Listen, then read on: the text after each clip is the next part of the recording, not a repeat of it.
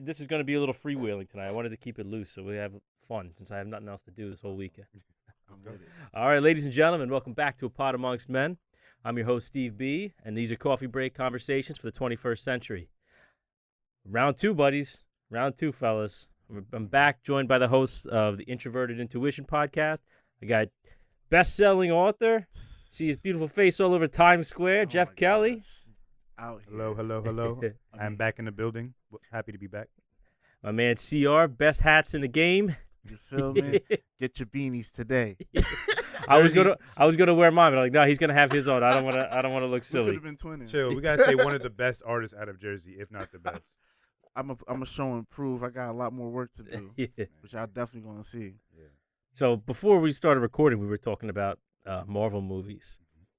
I'm such a nerd with this stuff. You know, like I grew up reading the comics and watching like whatever cartoons were out at the time. Mm-hmm. So now seeing like the massive success of the whole thing in the movies, like I feel like I've grown up with it, and then to hear people trash it, I get real sensitive about that stuff. Because you have like a sentimental connection to it. Yeah. You have a true value for it. I'm more of the movie person as opposed to comic books. I never gravitated towards comic books growing up. Really? You know, and I like how they look. The covers are always really dope, but reading them, sitting down, reading them, nah, that was never for me. Give me the movies.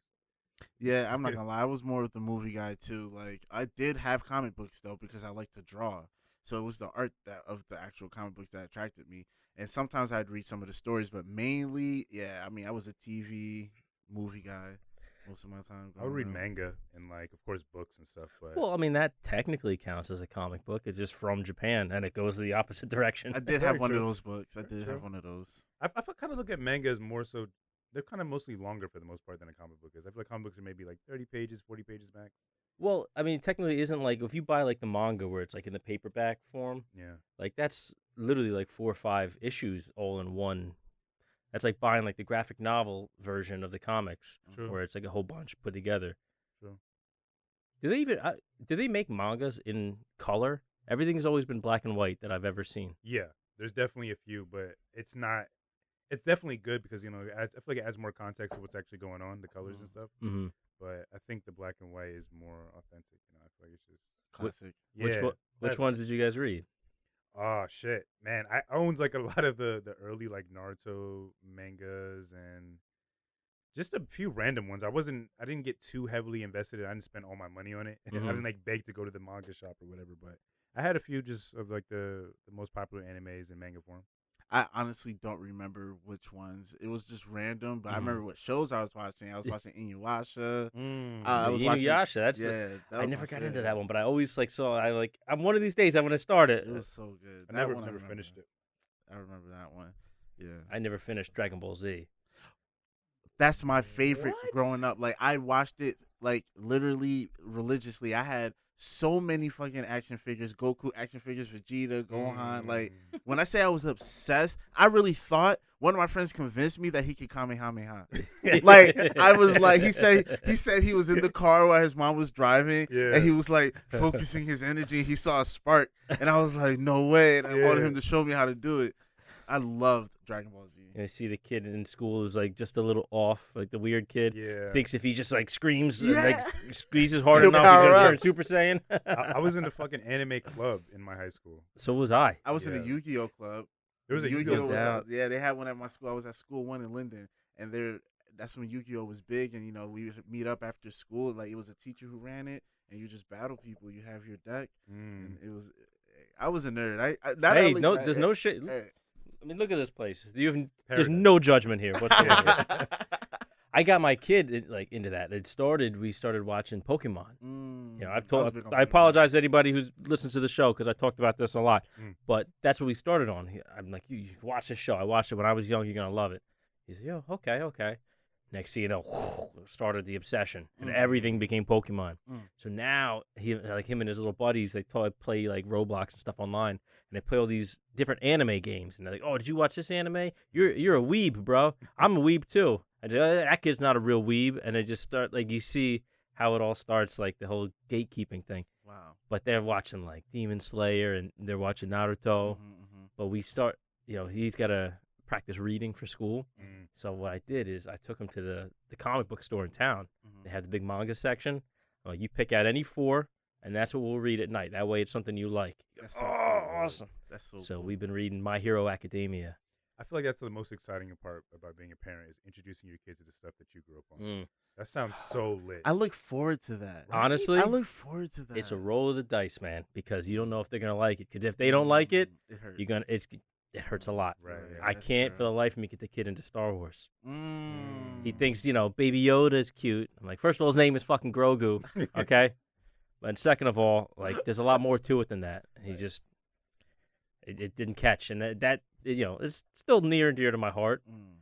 But you might want to kill me. I've never seen the original 3 Star Wars. Yeah. I've seen every film after that. I've never seen the original 3. Really? Yeah, and I own them, but I just never took the time to sit down and watch them. They were long though.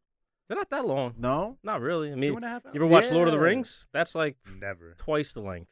Never what? The whole Lord of the Rings is like what? Well, 3.5 hours? If you watch like the full versions, because they come with like the extended versions with all the footage, they're long, man. They're long. Like The Irishman. You guys ever seen that movie? Yeah. It took me 3 days. It took me 2. It took me 2. I was a little disappointed in that movie. Yeah. Yeah. Yeah. I've never seen the Lord of the Rings movies. I don't like that type of setting, the old Dungeons and Dragons, fantasy. Yeah, I don't hate. But Game of Thrones was the version of that type of content that I enjoyed.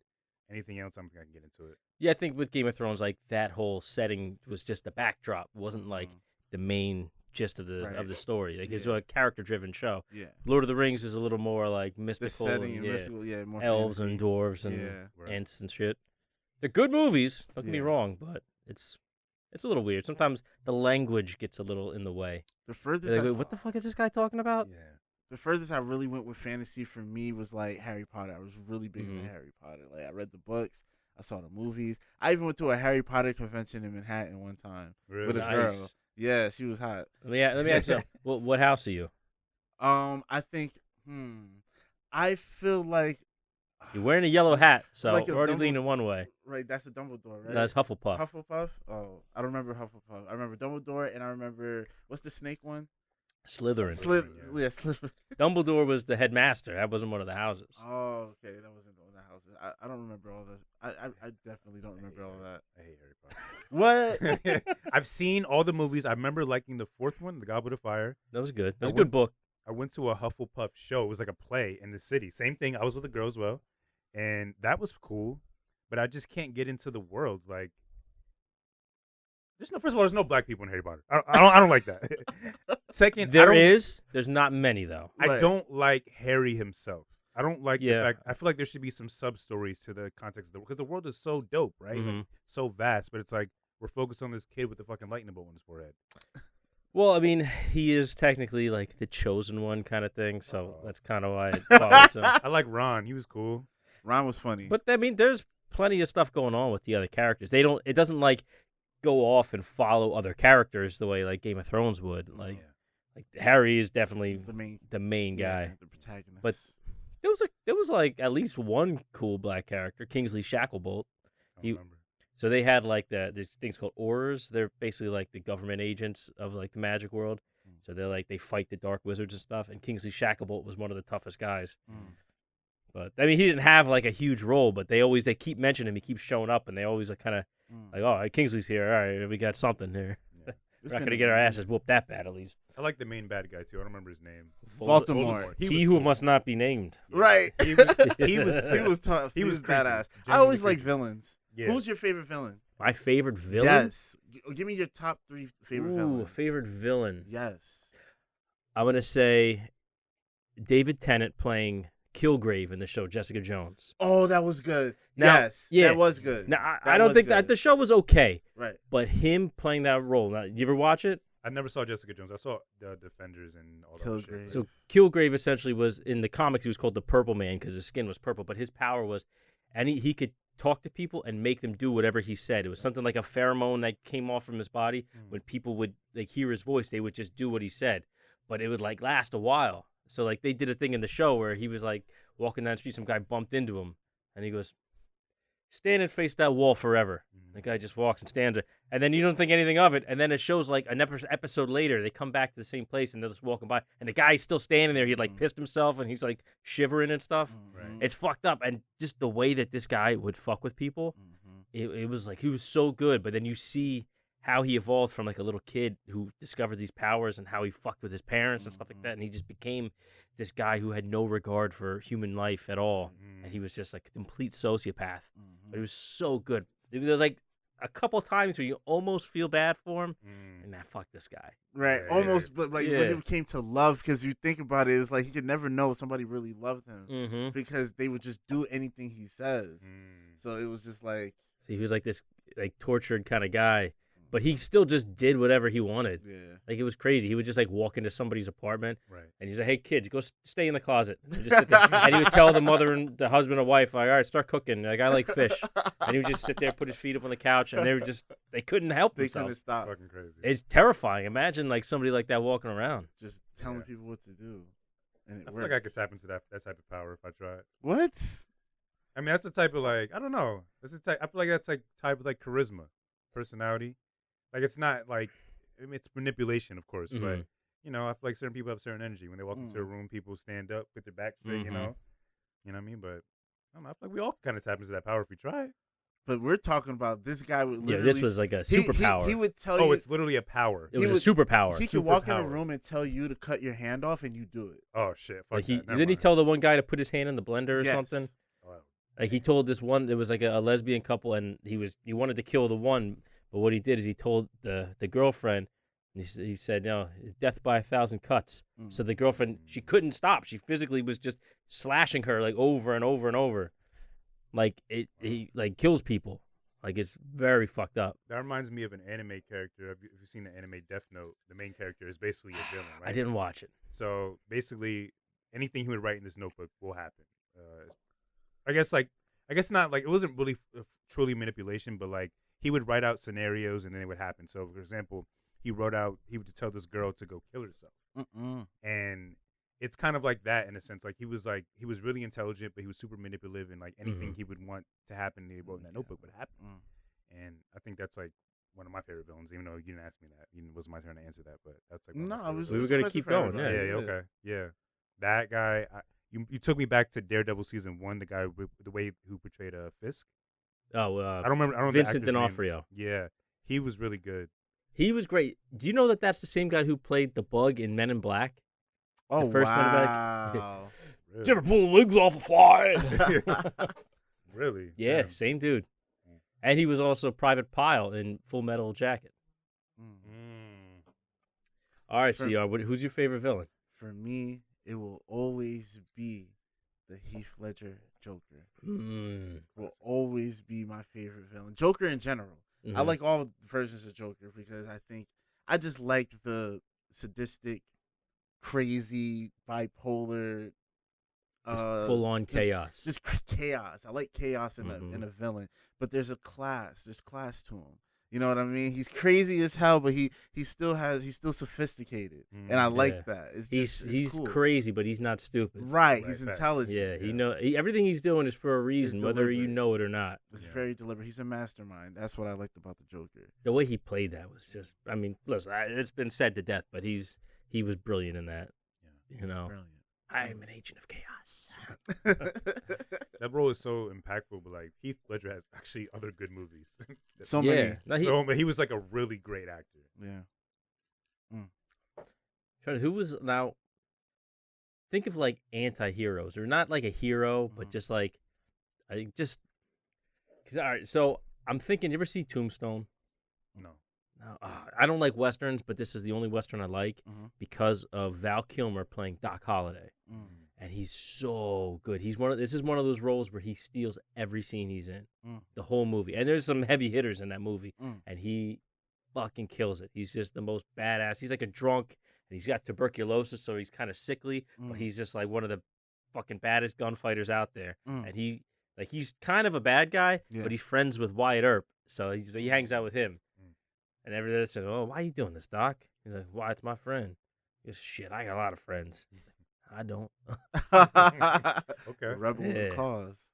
Yeah, that sounds like an appealing Western. I'm not really into them either. But if like the acting's good, you'll get me in any movie. That one, I'm telling you, that's one of the best roles ever put to film.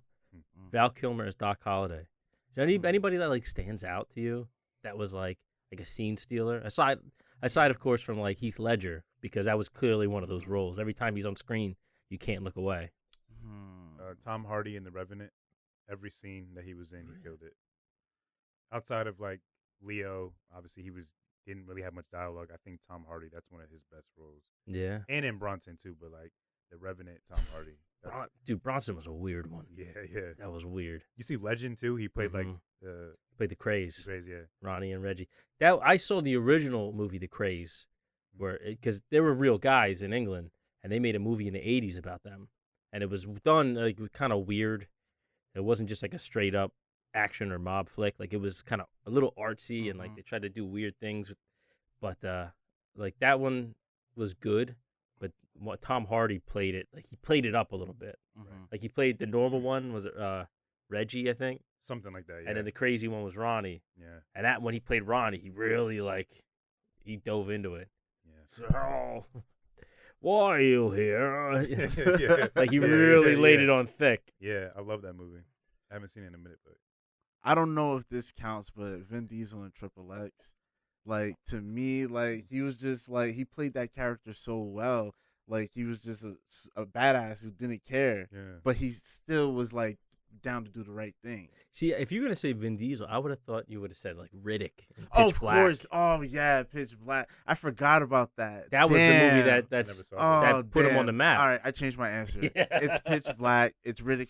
Chronicles of Riddick. It's all of that. Like, yeah, he bodied that role. He did a great fucking job with that role. I could think of two other ones, like scene stealers. What? So you got Denzel in Training Day, which I just watched the other night. I gotta watch that again. I remember why everybody liked this. I miss it. I gotta watch it again. He's so good because he plays it like so cool. Yeah. But then as the movie goes on and you learn more about him, you realize like, oh, he's like overcompensating. Like he's actually got a lot of shit going on underneath the surface, you know. And you can see that facade start to crack as the story continues. Right.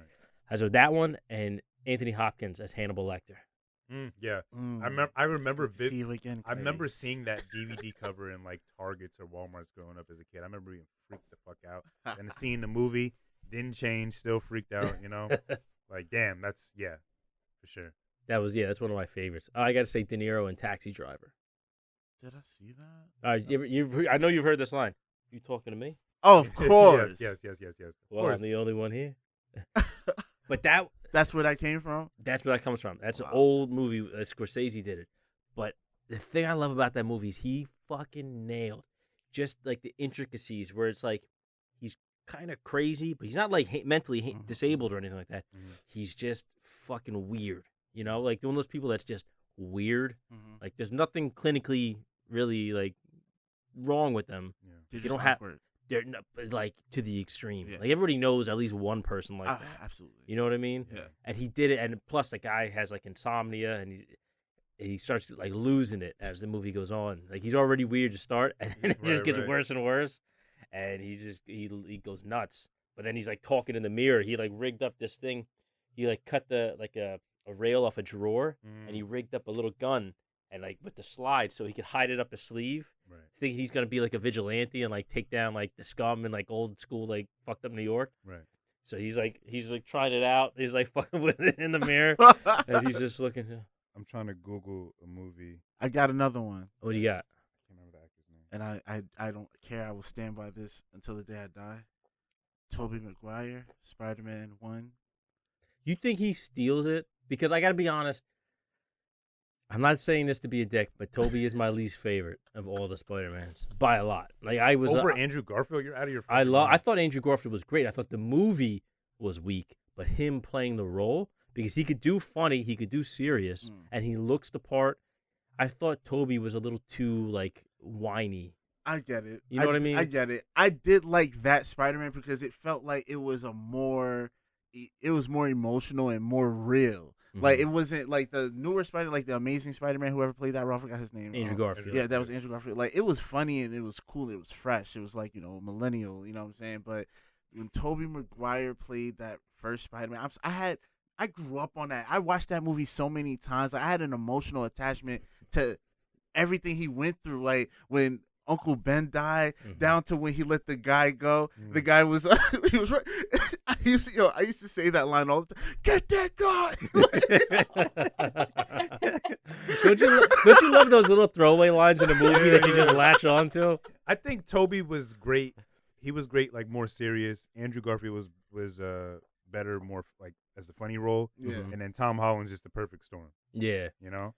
I thought I just hated that with Andrew Garfield, especially towards the end of the second movie. They made it like so sad, so heavy. I'm like, I get it, it's sad, but that's not really what Spider-Man's supposed to be. Like his whole thing is that he's gone through all this traumatic, terrible shit, and he uses the humor as a defense to mask it. So that's why he's always, making jokes and shit. And with that, they made him like a sad boy, When you saw Jamie Foxx as Electro, you probably should have known what was happening. I mean, he looked kind of close to what Electro looked like in the Ultimate X-Men, Ultimate Spider-Man in the comics, but it completely changed what the character is, But I mean, I like Jamie Foxx. Yeah. I can't be mad at him. Taking the role. Yeah, that's a perfect example. Like the studios were like had their fingers in everything. Yeah. We want this villain, we want that, and they just packed it. Right. So we went off on that one. We did. Why don't you tell us about this book, Jeff? Now, I wake up to Instagram and I see a picture of Times Square with this man's beautiful face holding up his best-selling book. This guy, what the fuck is going on, man? He's got such a goddamn star. He's a star, yo. I mean, we were sitting next to a millionaire. For real. Another throwaway line from Forrest Gump. Oh, yeah. Yeah, I'm working towards 6 figures. That's the goal for the end of the year with the book. But yeah, I think I talked about it a bit last time we were here. You mentioned it was in the works. Yeah, it was pretty much done at that point, and yeah, it came out February 28th, and it went #1 on Amazon the day of, and it was the #1 for like 3 days, and then I got this opportunity through a Zoom call I didn't want to go to get my face and book on a billboard in Times Square, and here it is. It's there now. It's going to be there for a month till April 12th. Fucking A, man. Yeah. That's awesome. That's major. Yeah, I did pay $500, but it's worth it. It was $500 for your. How many people can say that they're smiling faces up in Times Square, like the center of the fucking known universe? It is crazy because yesterday, like, I was doing a photo shoot in Harlem, and like, I was expecting it was gonna take like a few days to get the billboard up, but like, no, the lady texted me. She was like, "Yo, it's up. Go now." And I was by myself at the time, and then I just like, out of excitement, like, I just told this girl I'm talking to, like.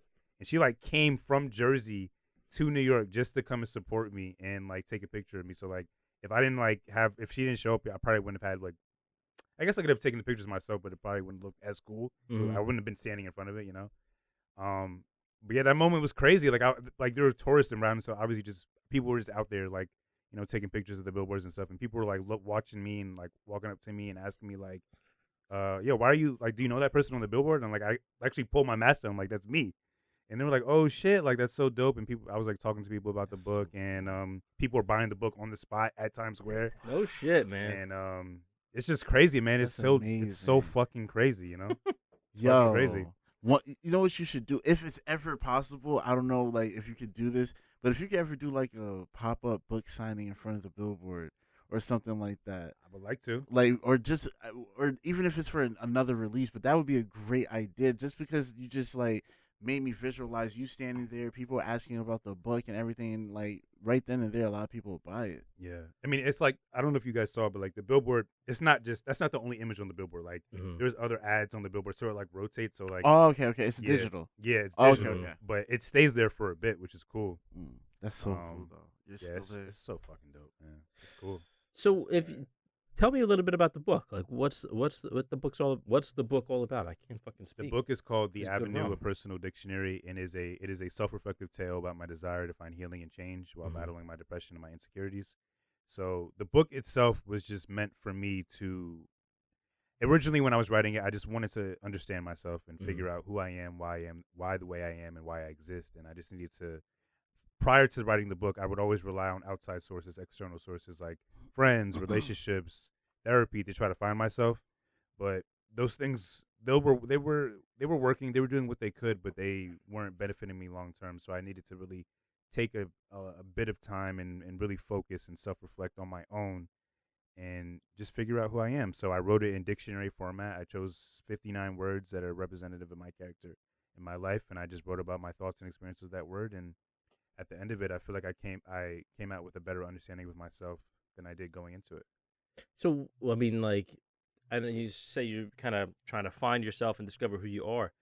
Were you like trying to work through any kind of like trauma or like anything that happened to you, or just trying to kind of figure out who you are as a person, where your place is in the world? Well, yeah, like I've always suffered from depression and stuff. I've always like had, issues in my life that I didn't really acknowledge. Like I wouldn't take accountability for a lot of things. I didn't accept the fact that I didn't have a father. So I needed to really face that and acknowledge that in order to potentially get over that. I guess the real trigger point that made me want to finish this book was my most recent breakup, because I was the sole reason for the breakup. I affected this girl's mental health on a level that I really regret. I really hurt her in a lot of ways. And full transparency, like we are good now, thankfully. But once that relationship ended, I felt like, because I had always felt like I had a high understanding of myself, but this person's over here in the corner crying over my behavior, and I can't understand why. And once I kind of all that reality settled into, I was like, yo, I need to figure out what's going on, because I don't know myself as well as I think I am, and people are being hurt by this shit. So, I needed to figure out who I was in order to heal and protect other people who come into my life going forward. See, I always wonder about stuff like that. Like we look at our own behavior and like the patterns that we elicit all throughout our lives. But I always try to wonder where that stuff comes from. Like, where does that behavior take root? Like, is it genetic? Is it something that we learned, like, from watching someone else? Is it something we picked up from, like, friends or something? Was it a defense mechanism to kind of compensate for something else? You know what I mean? Like, is there anything interesting you found? Because, well, like, leading up to this episode, like, before you guys got here, I was thinking about things like things that scar you, things that leave a mark, like life experiences. And, as I was looking at, like, stuff on the book, about the book online, I want to try to see if we can kind of get into this, like our own past experiences, shit that happened to us. The stuff that makes us who we are. So like would you say that, like, coming up, like obviously you mentioned your father not being there was something big for you. Like, would you say that was like something that affected a lot of that behavior? Like, what did you find? Yeah, that for sure. I realized I was more insecure than I thought I was. Like, during the process of writing about like my insecurities in certain chapters, it took me back to my days in high school where I would get made fun of a lot. I was like 80 pounds, super skinny. Nose is still big, but I feel like it seemed a lot bigger when you were skinny because my face was skinnier. And no facial hair. Yeah. So like I really got made fun of a lot, and I didn't realize how bad that really affected me. And I remember writing a chapter specifically referencing a specific guy who bullied me, one of the first people to ever bully me. His name was Kyle Reeves, and I just never forgot that. And during that time of writing it kind of like triggered me a bit, because it's like, damn, this is years and years later. Why the fuck does this still bother me? And it's like, yeah, because you're insecure. And yeah, I knew it. I had like a bully, but someone who like stands out in my mind, who like tried to fuck with me, and I was just like, fuck. Like I'm not a big guy, so especially in high school, I was even smaller. And everybody just seemed fucking bigger than me. So these guys, it's just, you say the wrong thing. And next thing you know, now they're on you. And this fucking guy, Nick, I could say his last name because I'm sure people that listen might know.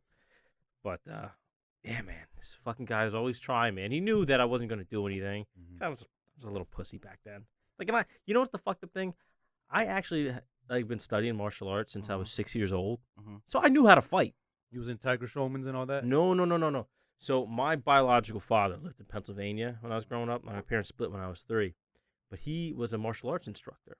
So from the second he opened a school and started teaching, I was his first student. So I learned everything he had to teach. I mean, most of it, I guess, at least. But I was doing martial arts all the time, like heavy. And then in high school, I ended up moving out to Pennsylvania to live with my dad. So that even became my job at one point, teaching classes for him. Like, that was what I did. And it was like, I was always terrified to fight. It was just, you didn't have the confidence. Yeah, I mean, I was a little guy, and I was used to, eventually, when I was in high school, I was too old for the kids' classes. I ended up being in the adult classes. So now I'm not like the best guy in the kids' class. I'm the smallest guy in the adult class. So now, like, I'm used to dealing with big dudes, and it's still like I always like fuck it. Like I don't want nothing to do with it. You know, I would always. It was fear. Yeah, like I was always afraid as a kid. At that age, when you're that young, it's so hard to conquer fear because you've never, you know what I'm saying, you've never had to deal with this before. If it's your first time really dealing with this level of confrontation, it's like, you know what I'm saying, it's difficult for you to know how to be brave in that moment. You know what I'm saying? Like for me, the one time I ever ran, and the last time I ever ran from some dudes, I was living in Roselle, and I was by my old middle school. It was me and my boy, and we were riding our bikes, and we saw a couple of our friends. We started talking to our friends, and then a whole group of guys came, and they were wearing red bandanas, and they were coming up to us. So at that time, I didn't know nothing about the streets. I was sheltered. My parents tried their best to keep me from that influence. So as soon as I see now, I'm thinking gangster people, and I'm just like, I need to get out of here. Like that's literally what I was thinking. Because also my friend at the time, I'm not gonna lie, he was a bitch ass. You know what I'm saying? So he thought the same way. He's like, "Yo, those are gangster people. We gotta get the fuck out of here." So he was skinnier than me. So he was out. Fast as hell. He was on his bike and I was on my bike, but he was gone on him, right? And then I'm riding my bike trying to be out too.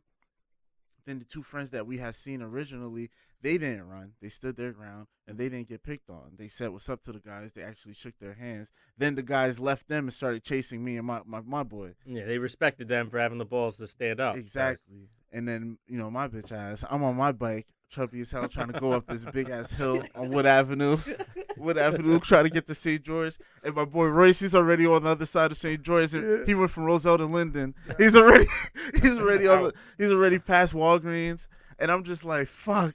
I'm out of breath. Then these motherfuckers catch up to me, and then I'm just standing there looking. I don't say anything. I'm just, you know, I'm shitting my pants. I'm just scared. Yeah. And they're older than me too. Like, you know what I'm saying? These guys are like 16. Word. You know what I'm saying? I'm like fucking 12. You know what I'm saying? So I'm just like fucking scared. Next thing you know, they start pushing me. They slap me in my face. And I just didn't do anything, and I was so scared. Yeah. I was so fucking scared. That fear is like paralyzing. It's paralyzing. Right? I was so scared. I didn't know what to do. Then they actually just felt bad for me and just left me alone. This isn't even fun anymore. It's not even fun. He's not even trying to fight back. Right. And they just left me there. And then I rode my bike back home. I went in my backyard, and I went in my kitchen, and I cried like a bitch.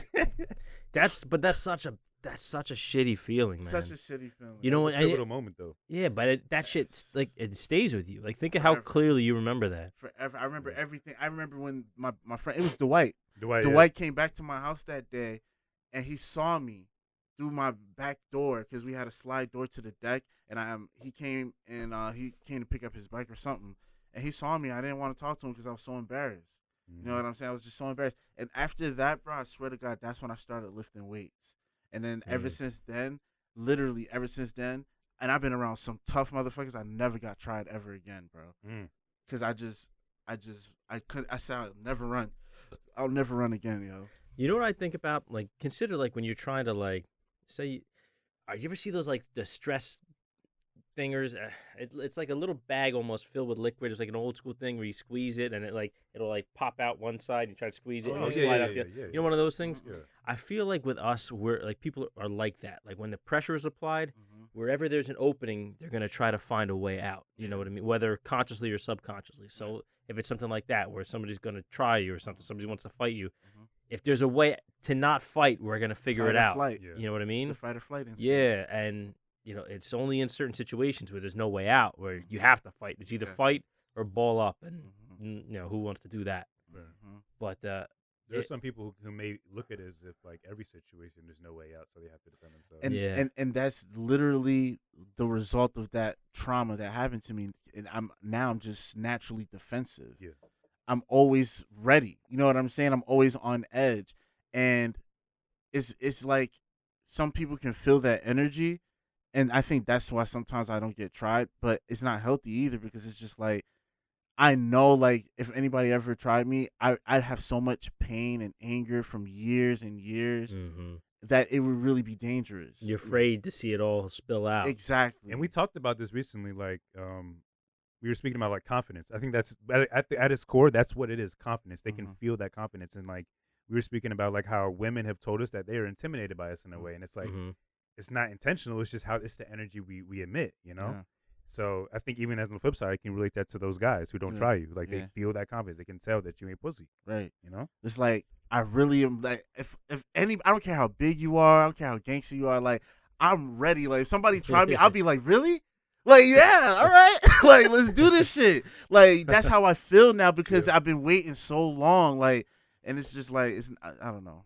See, like for me, like my whole life I've between studying martial arts and learning how to box and practicing that, like I feel like I spent so much time preparing for a fight, but in reality what I ended up doing is becoming really good at avoiding a fight.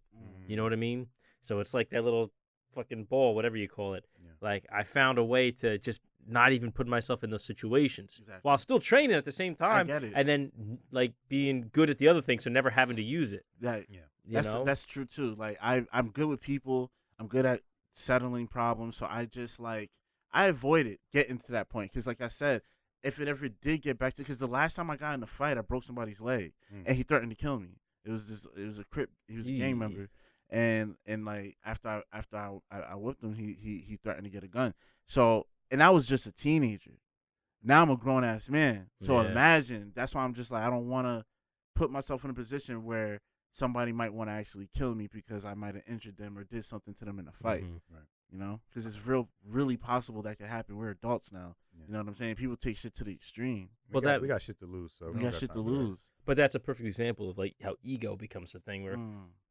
Excuse me, like our egos are so fragile that any blow to the ego becomes an existential crisis. You know, if I don't prove that I'm a man, like that's it, my life is over. So this guy beat me in a fight. I have to kill him now. That's the only logical conclusion. You know what I mean? Like that's a very fragile ego, and there's so many of us walking around with it, whether we realize it or not. Men and women. Yeah. Men and women. I mean, it's, you know, with men, I feel like it's a little different because the way we socialize, like if you see like a woman get beat up, like it's not like, oh, she's less of a woman now. You know what I mean? That's true. Right. But if a man gets beat up, how are you gonna look your kids in the face, bro? Yeah. You know what I mean? Yeah. You can never go home. Right? No, but real, bro. In practice, that's what it becomes. It's fucked up. It is fucked up. Society standards. But I think that's one of the things that shapes us. Like we talk about how, you know, we avoid fights because as men we realize that there's always that threat of violence. You know, like behind that little veil of civility, there's a threat of real violence. Like it could go down. Like we might have to. Anybody, anytime. Yeah, like somebody might try to put hands on us or someone we love, and you know now it's violence. Right. Whereas I feel like with women, because that's not kind of how they're brought up, not how they're socialized, where it's not always like a fist fight. Like maybe they curse at somebody and then they go home and that's the end of it. Right. Meanwhile, we might be the boyfriend or the husband where it's like, well, you were talking shit. Now I got to fight this girl's boyfriend. Like, what are you doing to me here? Yeah. You know, but that we measure how we act and what we say based off that real world threat. You know what I mean? Yeah. Like it's always there right below the surface. Like, babe, let's not do this here. Come on, babe. Come on, let's just leave because we know we might have to fight somebody. It's a gender role. Yeah. It is a gender role because in those situations, it's always looked for the male to step in and defend. So I agree with that. And now, God forbid, something happens, something pops off, and you don't step up, or you do step up and you get fucking knocked out. She doesn't feel safe. safe. Or if you got a gun and be like, shorty, you just got me killed. Like I'm gonna be yelling at her from heaven. Exactly. What's going on? I feel like a lot of people don't respect that. You know, obviously, specifically women, like they don't realize it's a real danger. Why we behave the way we behave, why we try to avoid it. At least those of us with good heads on our shoulders. That's what I'm saying, because you want to live to see your kids graduate. You want to see you know what I'm saying? You don't want to be in jail for assault. You don't want to be in jail for aggravated assault or anything like that. Like, it's true. It's just not smart. And you know, it takes a lot of self-control, too, to not allow yourself to just react in those situations. Yeah. Because there's some fucking rude-ass motherfuckers in the world, man. There are. Like, there's been plenty of times where I just really wanted to knock somebody out. But it's like, no, I'm not going to do that because, first off, honestly, I'm a black man. And I already know in any situation, the the perception is skewed. You know what I'm saying? Absolutely. It's just I'm just automatically not gonna get the benefit of the doubt. There's already going to be people looking at you sideways. Right Automatically, I'm the one who started were born it. on defense. I'm the thug. I'm the one who did it. You know what I'm saying? It's my fault. You know what I'm saying? Automatically. So it's just like to avoid all of that. There's a lot of times where I'm grateful that people don't disrespect me or anything because I would have to bite my tongue in certain situations. You know what I'm saying? But yeah, I cope by just talking shit. I could talk shit. That's it. That's really all I got. A sarcasm and a slick mouth. I'm gonna disrespect you before I go home. Yeah. But if you touch me, then it's a wrap. Right. Let me ask you this: like the times when you see something has the possibility to escalate, and you just kind of like, listen, let's not get involved. Like you try to de-escalate. I know for me, there's been times when I could have easily just went the other way, and actually, it becomes a brawl. And then you think about it later, like, fuck, like I should have just fucking knocked that piece of shit out. And that's the thing I think that actually feels worse. Yeah. Like I would almost rather have the feeling of being knocked out than the feeling of I should have fucking hit him. Exactly. Right, I guess. Yeah, it's kind of regret, but it's almost like, fuck. Do I look like a punk now? You know what I mean? It's almost like that. It adds to that insecurity because it's like now people think they could just say whatever they want to me. Is that what it is? Because I didn't do something. I was trying to be responsible. I didn't want to ruin the night. No. You know what I mean? And that stuff that fucks with you. And I feel like those instances piled up over time sometimes could have like negative effects. That's why you see somebody like overreact to the smallest thing. What the fuck is wrong with this guy? Yeah, no, that shit's been building up in him for 10 years. And now that was a trigger. But if you know yourself at your core and you're comfortable with who you are, that shit ain't gonna bother you. It's not gonna last to the next day. You'll go to sleep at night and when you'll wake up next morning, not even thinking about it. But if you're the type of person who's just like, man, I know what I would have done. I know I would have won. I don't give a fuck what people think. You know what I mean? That's just how I am. I always think of it like this: like, there's no such thing as a sure thing. Right. In my mind. So even if you see somebody, it could be 98 pounds soaking wet with a crucifix on. You know what I mean? Like, and that guy, you're like, I'm not going to fight this fucking guy. And you think, yeah, I could have beat the shit out of that guy. Yeah. But in my mind, I always think, maybe he knows something I don't. Yeah. You never know. Maybe he doesn't fight fair. Maybe he had a knife. Yeah. Because that's realistic, too. Maybe he's got one of those, like, Wild Wild West, like the blades that pops out of his boot, you know? Fucking blade out of your toe. Yeah. Fuck that. I don't got time. That's what I'm saying. That's why it's like I have a lot of road rage. Like I'm a Lyft driver. Well, you live in New Jersey. I mean, yeah. I'd be scared, yo. I'm not gonna lie. I've pulled over and gotten ready to get out the car for certain people before. And this is how blind my rage could be because they had all tents. It was a truck. I don't know how many people was in there. A pickup truck? It wasn't a pickup truck. It was like a Jeep Cherokee. So you gotta watch with those pickup trucks. You know, motherfuckers got shotguns and rifles and shit. Hell yeah! I definitely want to watch out for those. Got the American flag skull in the back window. Yeah, but I was in Newark, and I was driving one night, and this fucking car tried to cut me off, and no, they actually did, and I just got so mad, and I just threw my fucking water bottle at them. Like, you know what I'm saying? It's just like I didn't care who was in that car. I didn't care how they were gonna react. Damn. And I was in Newark. You know what I'm saying? You don't know who's in that car. You're taking your chances on that one. Taking my chances. And most of the time, I've had issues. It was in Newark. And it's just crazy. I was proud of myself because one time there was this dude, and I was bullshitting. I'm not gonna lie. I was kind of like texting on my phone, when it's on the dashboard for your GPS. And I was driving a little slow, and we got to a red light. And then he got up close to me, and he's like in a Range Rover, and he's looking at me, like staring at me mad hard, like he want to say something. I immediately just got angry because I'm just like, what the fuck you looking at me like that for? So I inched up and I put my window down. I said, what's up? And then he put his window. He's like, yo, can you drive? And in that moment, I was like, yo, and he was looking at me, and I'm just like, yo, what do I want to do right now? I was wrong. I was in the wrong, but I want to get out this car and fucking punch him in the face. Ooh. And he's definitely it was a New York nigga. He had a Yankees hat, like a regular New York black nigga. Like on the phone, he was just looking at me. I was just like, can you drive? I was like, and I was so proud of myself because I was just like, you know what? I don't have to prove nothing right now. I was wrong, and I said, you know what? My bad. That's what I said. I said, my bad. Damn. I respect that. And I said, and I was like, yo, I laughed when he said, can you drive? Because I really was about to say some slick shit. I was thinking like, yo, should I be disrespectful? I was just like, and I was just like, said, sorry, bro. I just left your girl's house. Legs are a little shaky. You know what I mean? And I was just like, yo, you good? And then he's like, yeah. And I was like, all right. That's it. No, I take my hat off to you. Like that, it's not easy to swallow your pride like that. That was hard. That was the most recent time. And I want to continue to do that because I don't want to fit the stereotype for an angry black man. Yeah, but you know what though? If everybody did that, the world would be a much better place. God no one. So. And I was wrong. I was texting and driving, and I kept driving and then hitting my brakes, hitting my brakes. I was being a dick. I'm not gonna lie, you know. But yeah, that's just to show you. Sometimes you gotta take accountability for your bullshit.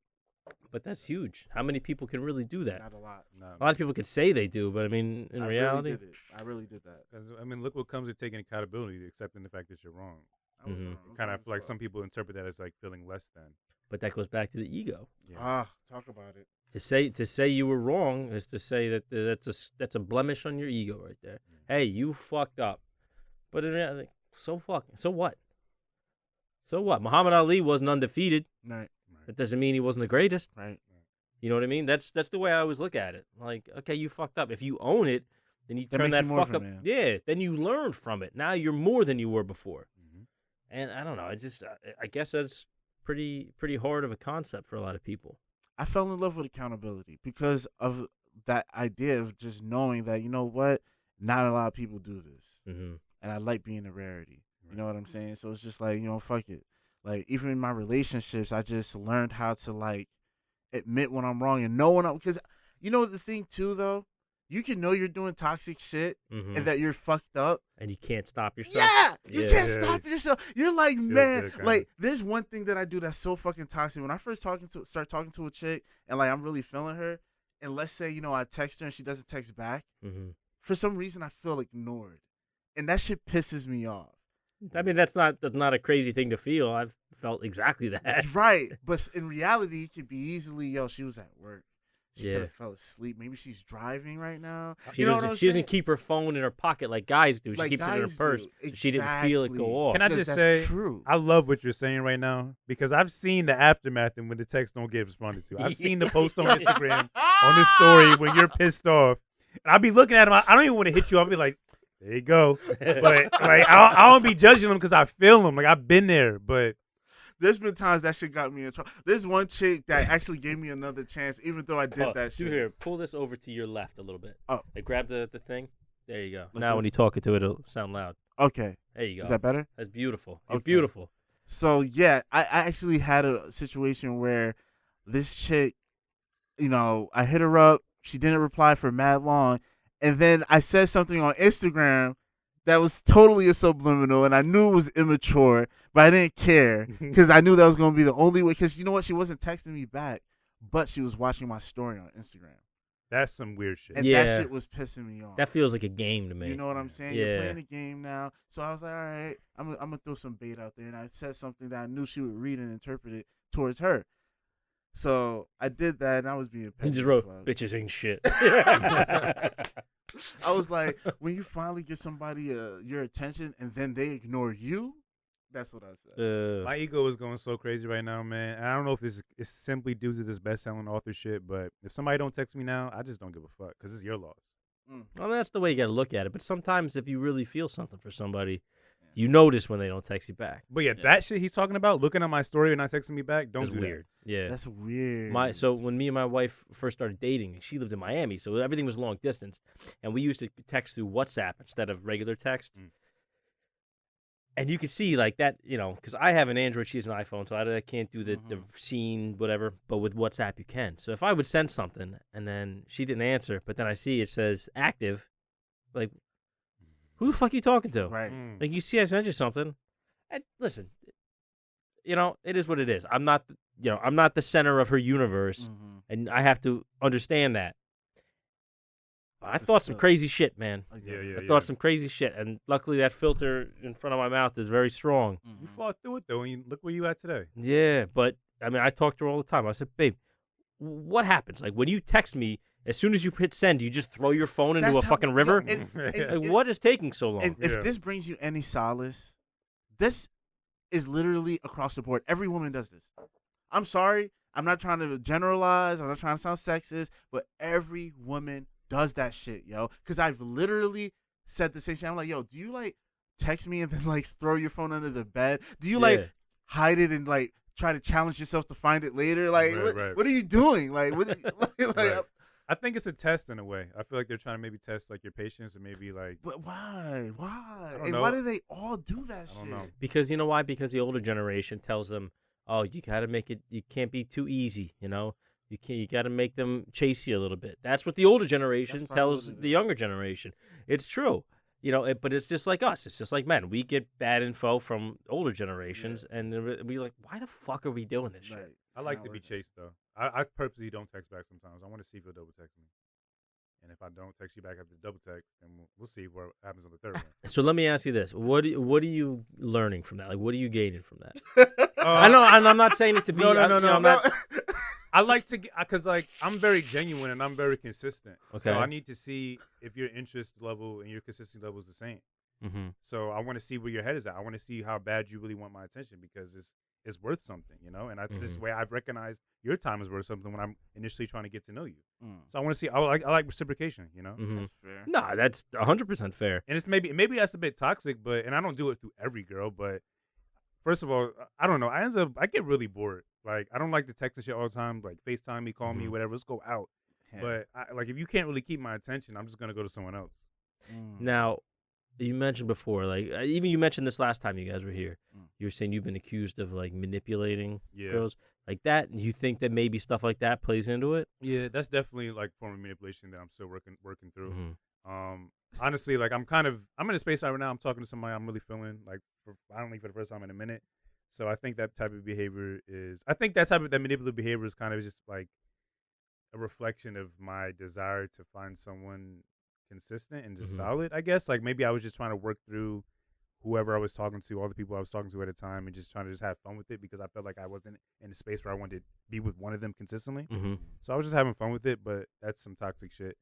Well, I mean, I found that if you're with somebody who you're not like totally head over heels for, that you're like totally invested in, you know, it's easy to kind of get caught up in games like that sometimes. Like, what the fuck? I don't need you. Like, why are you fucking with me like this? Why are you making me wait? Why do you send me a text and then and I send you a response right back and then you make me wait 3 hours? Right. Why are you doing this? Of that? Like, I just it just bothers me because I don't logically understand why. It's like, especially if we're having a good conversation, I'm obviously trying to get to know you. You're showing me interest. Like, I've had one particular person that I met at a singles event. Got their fucking number. We hit it off. We're like, oh my God, finally met somebody like you. And all this shit. You know what I'm saying? Ended up talking like every day after that event for like 3 days, like texting, calling. It was just lit. Then one day, and we even set a date for that next weekend. Then one day, I texted her and she didn't reply.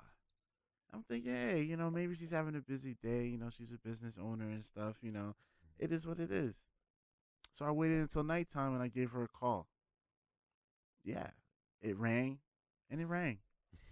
Then it went to voicemail. So at that point, I was just like, all right, cool. Maybe she had a long day.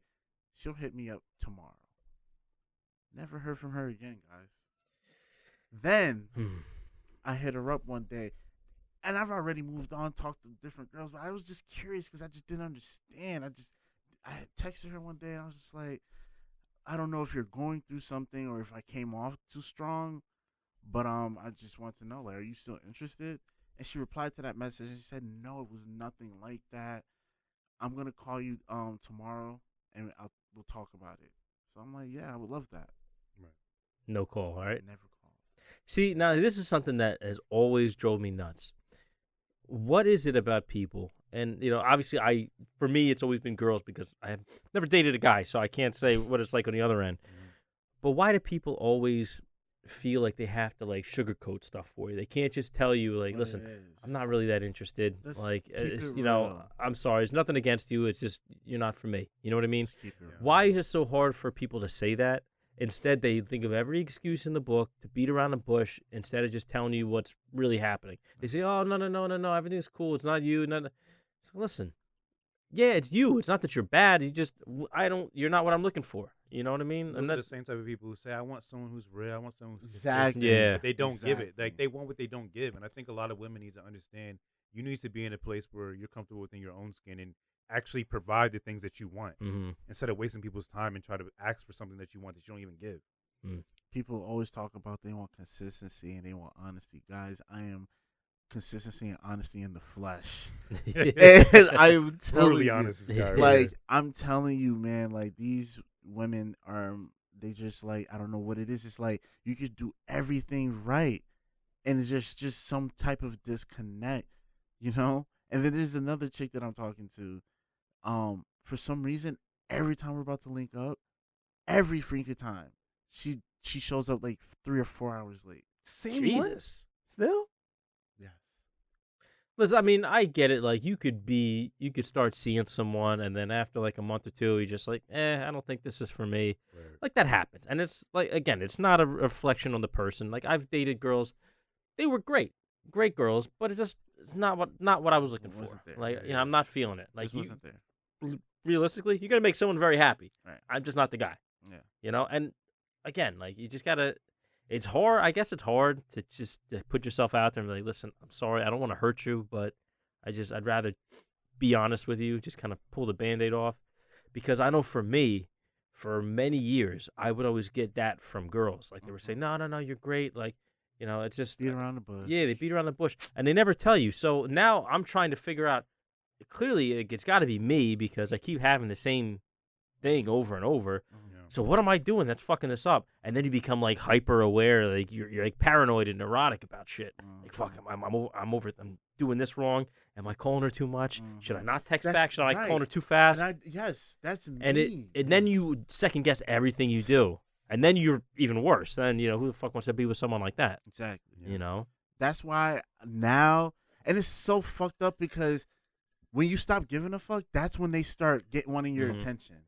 But it has to be genuine. Yeah. That's the rub. When you can't fake that. No, when you genuinely just don't give a fuck, like it's so annoying. Like, it really is. Like, yeah, and like that's when they recognize what they losing or lost.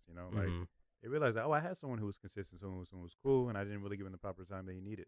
That happened with one of the girls that I was just talking about, the one that I did the social media shit with.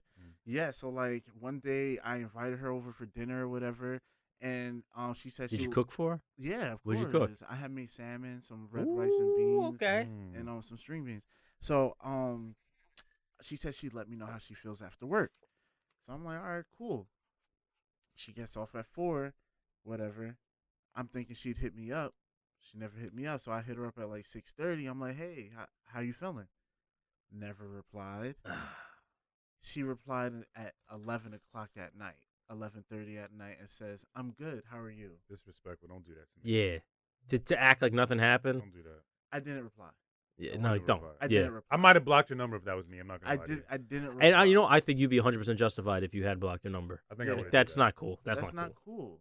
You know what I'm saying? It's just not cool. I completely ignored her after that, but then I realized that she accepted my request on Instagram. She started watching my stories again, and then, now we're going out tomorrow. She's hot, I can't fucking lie. So, incidentally, she's here. Come on in. That would be dope. I've been stood up before. I've been stood up like out in public, like sitting there waiting. Tell us one of the stories. That's embarrassing, man. That's embarrassing. We're here. We're vulnerable. This is a pod amongst men. Yes. Yeah, women here to I might have told this story before, but I don't know. You guys haven't heard it. I was, this is a time when I was single, and I was, with my job, I don't meet many women. You know what I mean? Like, I work in construction. It's all dudes. So I was trying to find someone. I've always kind of been the single guy amongst my friends, and I was always wanting to settle down. So I was on like the dating sites and stuff, like Tinder, Plenty of Fish, and OkCupid and all that bullshit. So I matched with this girl on like Plenty of Fish or something, and we set out. She's cute. She's from like Clinton, so not too far, but like a half-hour drive. So we're just gonna meet up. Let's go get just coffee, no pressure. Nothing big. We'll just hang out, bullshit for like an hour, and we'll see what we feel. So we were supposed to meet up in Clinton, in like the little Main Street area at this coffee shop. So I get out there. It was like 6 o'clock or something, summertime, so it's still light out. So I'm waiting there, and I don't have her number. I only like talked to her through the app. Like 15 minutes, nothing. I get a message, and she's like, "Oh, I'm running late. Sorry. Like, I'll be here." No problem. Like, she's keeping in touch. It's good sign. Right. I can forgive that. No big deal. That's like 6:30, nothing. 6:45, nothing. I'm still sitting in my car at this point. Like I was waiting for her to pull up. So now I'm like, fuck, I'm getting tired of sitting here. I'm not gonna let the car run. I'm just walking around. Now I'm walking around like a fucking creep. Still nothing. So finally I get another message from her. She's like, I'm so sorry. I got pulled over. I was trying to rush to get there. Like, I'm on my way. I was like, okay, it happens. Again, she's reaching out. She's trying to keep me in the loop. Right. I get it. No big deal. Happens to the best of us. So now it's been an hour, and now she's still not there. Like, don't you live like one town over? What the fuck is going on here? So finally, like, I sent a message. I'm like, hey, like, are you still coming? Because it's been a long time. No response. And I'm like, I'm fucking out here walking around like a fucking weirdo. And you're giving, now I know it was all a lie. From the beginning. Like, you went out of your way and lied to me. Yeah. And now I feel like shit. Because, you know, I hate to break it to you. They weren't beating down the door to try to get in touch with me. So, and I mean, it's fucked up because it's one of those things, like, I was in real good shape at the time. Not like now. But, you know, I was working out. I was making money. Like, I was a good-looking kid. Doing your shit. Yeah, like, on paper, it should have been no problem. Right. You were the catch. But I had a real hard time finding someone. Why do you think that is? Because I feel the same way. Like, you can ask this guy, because I tell him all the time, like, man, I feel like I got so much going for me, but it's so hard to find a good match. Or sometimes it's so difficult for a woman to find a woman that will even take the opportunity to just get to know me, like hang out with me and actually Pick this up a little bit so we can hear you. Actually hang out with me and get to know me. You know, like it's always some type of like barrier, just always some kind of obstacle stopping them from being consistent and just being willing to get to know me. And this girl that I told you guys about, the Instagram girl, she told me something that made me realize what might be the reason. I have, I guess, this image or this perception that I'm a player. I mean, listen, this is only the second time we've hung out. I could take a guess. I mean, if you, like I'm saying, like on Instagram, like, you know, the pictures of the girls and stuff like that, like it sends a certain very specific message. You know what I mean? Yeah. Yeah. So it's. But what do I always say when we have these conversations? I say it's not like you. It's like it's them. Like I feel like the type of person we're looking for, the person we're gonna settle down, we're not gonna find. They're gonna find us. Yeah. We're the person who's on our level will find us. Yeah. You know? And they'll be relieved when they find us. But I do agree with Shorty. I don't think it's like advertised on your Instagram, but your music is kind of raunchy. You talk that freaky shit. And like outside of that, like you're an influencer on Instagram. Like you, like I think that perception is just like you got a lot of followers. That's what I'm saying. Man. It's like and it's they see organic. that number, yeah, and they think. I think I underestimated that power of what that Instagram can do when it comes to dating, because I literally did not realize that was one of the reasons why certain women were. Because I'm telling you, I would DM girls who are watching my story, they're liking my pictures, and I'm just like, hey, I'm giving them mad respect. I'm just like, hey, how you doing? I see that you watch my story a lot. I know I'm a complete stranger, but I just, want to know if you have. You're reaching out to them all the time, yeah. The player bells aren't going off in your head. Listen, let me talk. My friend Bobby. Shout out to Bobby and shout out to Dom and Hash the Three Ninjas. But Bob, he had like a kind of like a meme page where he would make all these edits and stuff like that. Like, people get knocked out and all this funny shit. But he's got like over 100,000 followers on Instagram. Dope. And he would always say, like, his girl would look at him funny. He's like, yeah, I know the girl's always trying to hit on you. He's a handsome guy. He's tall with the fucking long beard. I mean, I'm sure his girl was not wrong. Like, there was plenty of women. That's why they call him the Juggerthought. The Juggerthought. Yeah, it's the Juggerthought, bitch. But that number actually makes a difference. I mean, and we look at like, social media, it's fake, it's all bullshit. But that equates into real world things and the behaviors and emotions and stuff like that. So people see that, they think, oh, he's somebody. You know what I mean? I keep my shit low. You'll never know what I'm going on. Unless I tell you. And then I've thought about maybe I have a totally different result if I had a Finsta. And I just started a fake Insta, not a fake Insta, but a different Instagram just like a personal one where I'm just not following that many people. You know what I'm saying? Mm-hmm. Because it's like, yo, like I didn't realize, like, I'm like, damn, that probably does really intimidate some people and just make them think that I'm unobtainable. And I'm like, yo, I'm just a very real, humble person. Like, I have to promote myself. You know, that's my image, that's my brand. So of course it's gonna look like the highlights of my life. You know what I'm saying? It's just what it is in its nature. Yeah. It comes with the territory. I remember one time I hung out with a chick who I met off of Instagram, and I told Jeff this. I swear to God, she asked me. She said, "Are you rich?" And I laughed so hard. I was like, no, I'm not rich. No. I am not. And I was just like, yo, that's crazy how social media really makes people believe certain things. Yeah. My DM's been going crazy all day. I bet. Yeah. Well, you're famous now, man. Yeah, what? How did you do that? It's over. Hey, are you free next week? You photoshopped that shit. You know what I mean? Like, You want to get some coffee? You want to There's come some over and watch a offers. movie? All right. Netflix and chill. Yo, I got a I don't want to say a proposition, but a DM, I guess, to hang out from someone who actually curved me, who saw the billboard. Oh shit! Are you gonna give them a chance?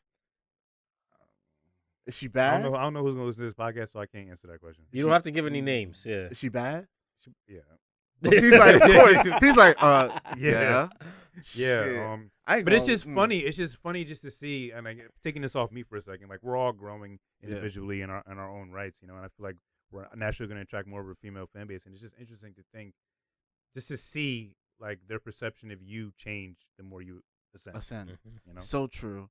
It's so true. It's so fucking true. Crazy. I can't wait for certain girls that I always wanted to try and get at me. I'm gonna give some of them a shot if I'm single. Right. But some of them, I'm curving the fuck out of them. Wait, so how old are you guys? You guys are 29. I'm 29. 28. All right. Well, I'm not. I'm a little bit older than you guys, but Like a decade. no, I'm 36. All right. I'm joking. I know I got the salt and pepper and everything. But that's just because kids do that.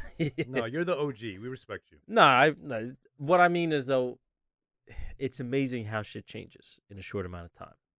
You know what I mean? So like when I was 20, from the time I was like 21 to the time I was about 26, like I used to play in bands and shit. And it started off, I was playing like in a metal band, like see the picture up there. Like that was when we were young and fucking stupid. But then, I started doing like other bands and played cover bands. Cover bands, you're going out to all these bars, everybody's drinking, you're playing songs they love. You don't have to worry about writing shit. You just like, I like that song, they like it, let's just play it. I think I would like that more. I did like it more. Yeah. And you're out, everybody's partying, everybody's having a good time. And I don't know, like the things I wanted then, I got to do a little bit. I got to live wild, live single and free and do whatever the fuck I wanted. And then I got it out of my system. I could honestly say I had my party years. I had my wild times. I got to play on big stages. I got to play at places that I always dreamed about playing as a fucking cover band. Like That's tough. I remember I went to see Pat Benatar at the House of Blues when I was younger. I got my buddy tickets because we loved like oldies, like 80s shit. Of course. We ended up getting to play at that same House of Blues, the one in Atlantic City at the Showboat, because they were doing like a showcase, and what they would do is they would have cover bands come in, and all the club owners would come to the show, and they'd say, okay, I like that band, that band, that band, and they would book them at wherever they owned bars and stuff. So we get to play there. I was like, fuck. Like, I'm sitting there, and my best friend Drew, he was my guitar player, and he was with me when we went to see that show. It was like, they were fucking standing right here, like going out to shows, and like I one time. I'm sorry, babe, if you watch this. I apologize to my wife because she's never heard the story. But we were playing in Boston, and I was like, again, I was in good shape. I was a good-looking kid. I'm playing, and then there's these pretty girls in the front row, and the girl's like, she's saying like that, like as I'm playing. I'm like, what's up? And she grabs my shirt and starts like kissing me as I'm playing. Wow. I was like, that was pretty cool. That is cool. I never saw her again, never heard anything. I never even got her name. Yeah. I mean, that was cool though. But like, I got that shit out of my system. Right. And now, like, in my mind, I was like, all right, I wanted to settle down. Like, I'm not one of those guys that's like going to have the midlife crisis at like, 40 years old and go buy a Corvette and like start going to rubbing tugs and shit. Right. But I gotta find one of those. I mean, I think, I don't really know where I was going with all that. I was just kind of reliving some glory days. That was good. That was fire. That was. I feel like if me and CR's conversations that aren't recorded on the podcast ever came out, we would be super successful and probably canceled simultaneously. But we have these conversations all the time because I feel like we're kind of naturally, I'll speak for myself, I know I am, but I feel like you kind of are too. We're naturally transitioning to our position in life where we want to just settle down. Mm-hmm. We're on the cusp of like real true success, and like our entrepreneurial journeys I think are really kind of just fully beginning again, or they're reinventing themselves. Mm-hmm. But we're kind of getting to that phase too, where like we're just we could hoe around all day, but that's just getting old. You know, we want something that's real, something that's solid. Like as we're getting older, we want someone, and we experience more, we get more success. We want someone to share that with. You know, exactly. We want someone we can come home to after a long day of going hard. That we could just settle down with, not even think about work. You know what I mean? Let me tell you this: there's nothing like a good partner, man. Yeah. And I'm not talking like some guys. They're dating this the chick that the barfly chick that she fucks great, everything's fun, we have a good time. Right. But is that somebody you want to settle down with the rest of your life? Like, is that a partner, someone who's going to have your back, someone who's going to help make you better? Exactly. Because with my wife, I got lucky because she's a beautiful woman, but she's got a great head on her shoulders. She's got a great heart. And that rare. To me was rare. The big thing, because she's one of those people, she would give you the shirt off her back to help you, Like she may say, "I'm not gonna help you anymore," and then you really need it. Okay, come on, let's go. Wow, okay. Like she's one of those people. She's just a selfless person, and she's organized. And I tell you what, if it wasn't for her, I wouldn't have any of this shit. I would have not a single thing here. So I give her all the credit in the world. But I got lucky, and I found the right one. You didn't get lucky. You deserved it because you went through so much shit in your life. And I did some shit too. I did some shit. But look, nobody's fucking innocent, right? That's We're true. all men. You know what I'm saying? Nobody's fucking innocent. I ghosted somebody one time. And she needed you. I still feel guilty about that. I still feel guilty. I ghosted someone one time. Man, fuck that. It happens, dog. Like, she was nice. She didn't deserve it. Yeah. But I was just being a pussy. I didn't feel like dealing with it. But anyway, I'm sorry. She's not watching this, and man, I just hope to be able to just I will. I can't wait to say what you're saying tonight in reference to your wife and just the relationship you guys have, because that's really inspiring to me. I never really, I didn't grow up seeing like solid, stable relationships in my household. The only versions of real true love I saw were the sensationalized versions through television and movies, right? But to get to know and talk to people like you who have a real solid foundation at home is really inspiring to me. So I want to thank you. No, my pleasure for sharing that. For real. Happy you guys came out here on a Saturday night. Of course. Have a few adult beverages, shoot the shit. Today's technically my Sunday. I gotta go back to work Monday or tomorrow. Sundays are my Monday for work. So all right, it's like a school night for me. You got to get out of here anytime soon? No, I'm here. Okay. We're here. Chilling. I'm gonna get drunk-er. Drunk-er. No, I'm not drunk at all. Fuck off. No, you've seen me. Come on. Oh man, he's the funniest drunk person, bro. Like he's you're funny, you're lovable, a loving drunk. No. What kind of drunk are you? I could be annoying. He's an arrogant. I'm talking shit. I chest puffed out. Yeah, I'm drinking a tough juice. I'm Caesar. He ain't lying. I ain't denying it. But it's so funny because if you really know who he is, it's just like, yo, where the fuck did this come from? Like, isn't that funny? But that's me at my core. I feel that's your true brings self. out who you are. It's his true self. But on the surface, regularly when I'm sober, I'm very nonchalant humble. And chill. Yeah. What kind of humble? What kind of drunk are you, CR? Me, I am just even sillier than I am when I'm regular, bro. Like is it goofball? I'm a fucking goofball. I'm laughing. I'm doing stupid shit.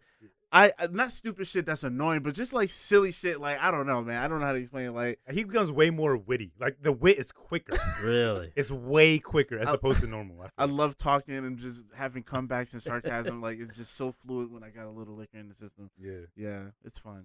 I'm an emotional drunk. All the love comes out. You did just start talking about your wife. Reminiscing on shit. No, I might. I mean, I'll do it. Watch, I'll fucking gush over her and give her all the praise and well. She's not gonna watch this episode. You're gonna call her when we leave here tonight. You're like, I miss you so much. Nah. I was looking forward to having the house to myself for all this time, and I could see another day or two, and I'm gonna be like, ready for her to come. I mean, I lived on my own for like 9 years straight, like alone. Never had a girlfriend live with me, nothing. I had a girlfriend stay over every once in a while, but nobody ever lived with me. Never had a roommate. That's nothing. how I am right now. Speak to that a bit though, because that transition from living single and being alone to marriage, like That's a real commitment. You're sacrificing your independence a bit. So we didn't talk about this last time you guys were here, right? No. So Raymond, my producer in training, so to speak, he's my wife's cousin. So I met my wife. I was at a bachelor party in New Orleans. Like we met, like 13 guys. We went down. We were just having a good time. She was in New Orleans that same weekend for her best friend's bachelorette party, and we ended up meeting at a bar. She lives in Miami. She's Cuban. She moved to the U.S. in like I think 2001. So like we met. I'm like, she is like, bad. Did you ever watch Scrubs? No. All right, there was a scene in Scrubs, and I always refer to this because this is exactly what I did. Me and my best friend Drew, the guy on the far left of there, looks like a girl. He didn't look like a girl this weekend. Shout out to him. But we were obsessed with Scrubs. So either way, she walked in, and I literally grabbed his leg. I was like, oh, my God, don't look now. The hottest girl in the world just walked in the bar.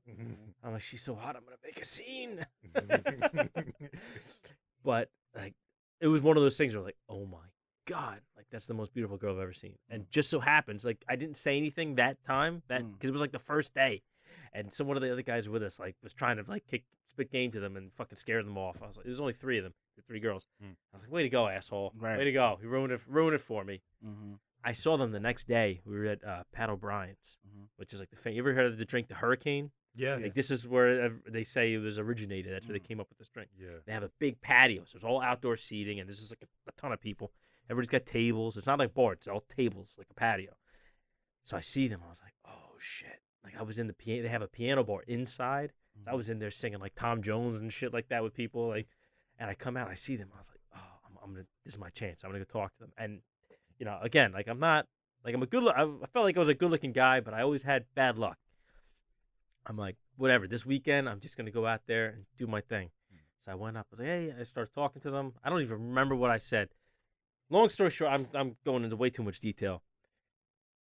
Nothing ever happened. I didn't even get to hang out with him aside from that first like 20 minutes. Waste of your time. No, but I got like the one girl, the bachelorette. She's like, oh, here, take my phone number and call us. We'll all hang out later tonight. Okay, great. Never heard from them. All right, figure whatever. So I'm out there partying, getting drunk. I was like, all right, too bad. I guess I'll have to find someone else. So the next day, I get a text from some random number, and it's the bachelorette. She was saying, hey, I'm so sorry. We never like called you. Like, it was not on purpose. I lost my phone. It's not my number, obviously. Like, I was able to back up my contacts and stuff like that. So like, I just want to apologize. Like, yo, it's no big deal. Like, I appreciate you reaching out. That was a classy thing to do.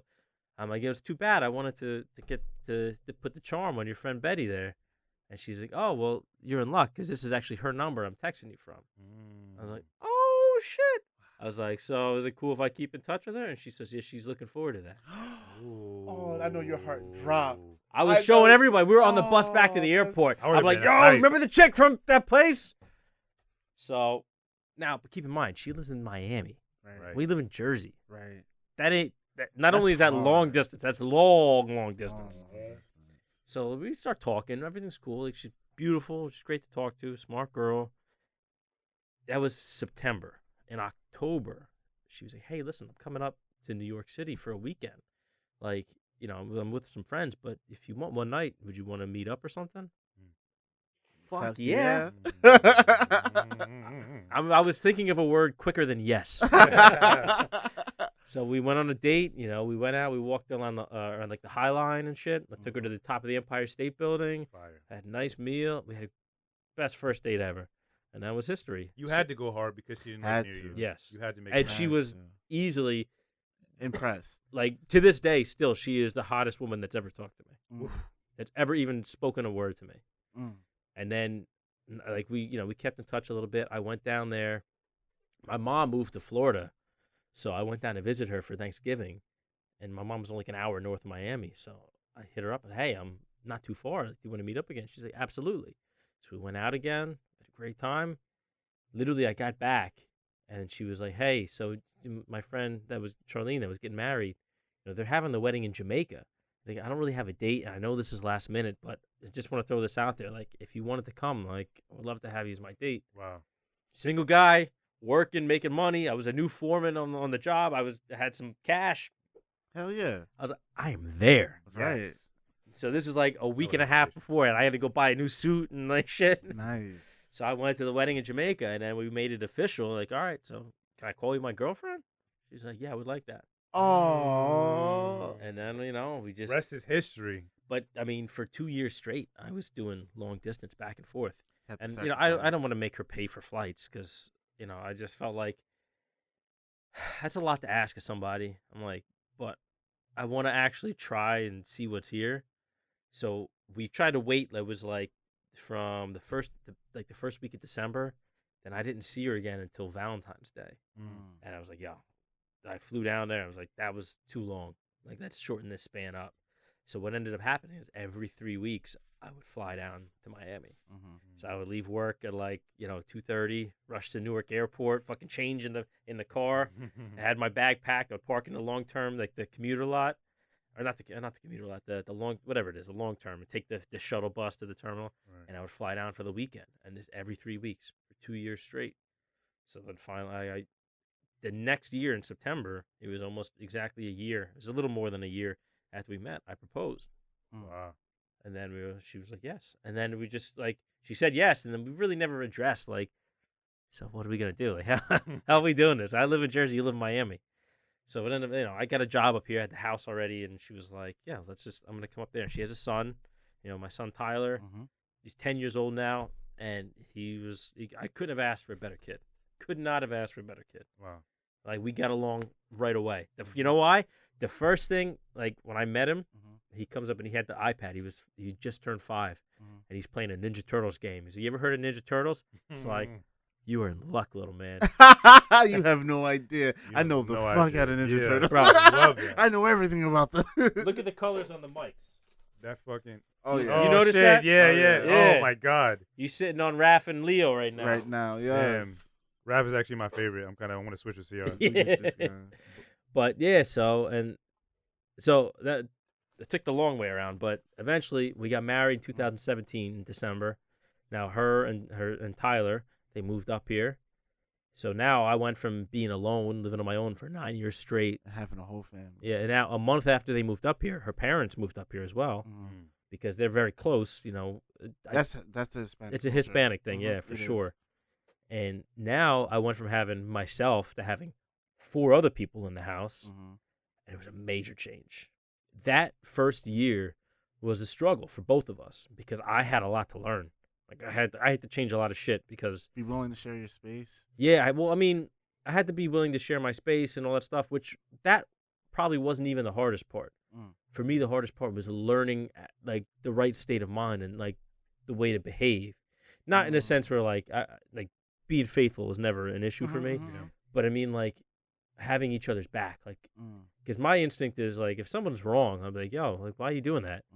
But if that's my wife, I will never question her in front of other people. You know what I mean? They have to have a united front. Yeah, but I had to learn that because that wasn't my first instinct, and that put us in some very awkward, uncomfortable situations. I can imagine. And that was my fault, And at first, I didn't understand it, but when she explained it, I was like, fuck. I get it. I'm sorry. Yeah. Even now, I should probably apologize because I put her in some very shitty situations that I would have been upset if somebody put me in. But I'm glad she was respectful of the learning curve.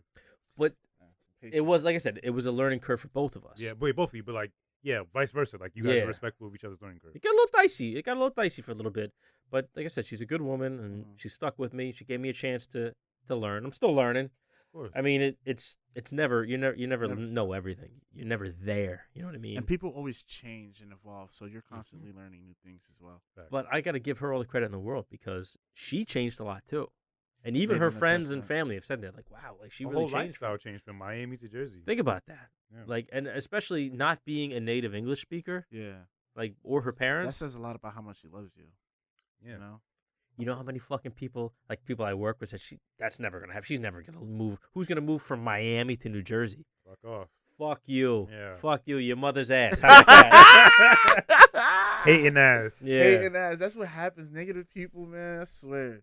That's what makes it more rewarding when those things work out. You know? Mm-hmm. That's what's up, man. Damn. That's a beautiful story, man. It's inspirational, bro. I really I crave a story like that to tell, not just my friends, but my kids, how I met your mother type shit. But you know what though? It was a lot of work, man. There was a lot of times when I could have easily just It wouldn't have been as fulfilling if it was. I could have just. Bro. I'm like, you know what? Why are we doing this? Why are we spending so much energy and time on this? But we both didn't. We both stuck with it. Right. I had a similar situation, but I ended it. I was dating somebody who lived in another state. We met in college. We both went to college in New Jersey. I was at Jersey City. She went to Seton Hall. We met at a party in Newark. Prettiest girl that It's your second Newark story tonight, okay? It's something about these girls from the hood. I don't know, man. They just do something for me. But I went to a party. It was a fraternity. It was the Alphas. They were throwing a party. So I went there, no intentions to really look for a girlfriend. I was single and I was mingling. I was out here having fun. I just got my nose pierced. Out there living. Yeah, I felt like my nose pierced. I felt like Chris Brown. That's the highlight of this. I got my nose pierced. I felt like Chris Brown. I just turned 24. I'm like, hell yeah. You gotta be careful saying you felt like Chris Brown, because next thing this story's gonna end up with you slapping. Oh my god! Fresh off the nose piercing. Yeah, I got my nose pierced. I was kicking ass. I hit this girl. No.